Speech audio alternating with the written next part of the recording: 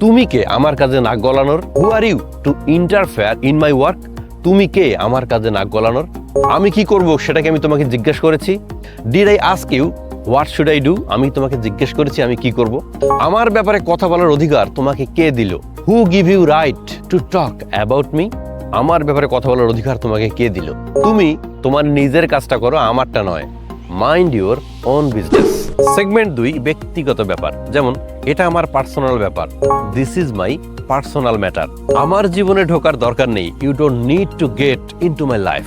তুমি আমার জীবনে ঢোকার কোনো দরকার নেই, অথবা আমার জীবনে ঢোকার কোনো দরকার নেই। সবকিছুতে তোমার মতামত দিতে হবে না। You don't have to give your opinion for everything. আমার প্রাইভেসি রেসপেক্ট করো। অর্থাৎ আমার যে একটা প্রাইভেসি দরকার, আমি একাই থাকবো অথবা একাই কথা বলবো, আমি একাই কোনো ডিসিশন নেবো, আমার যে অনেকগুলো প্রাইভেসি আছে যেটা আমার একা একা করা দরকার, সেগুলোকে রেসপেক্ট করো অথবা সেগুলোকে করতে দাও। রেসপেক্ট মাই প্রাইভেসি।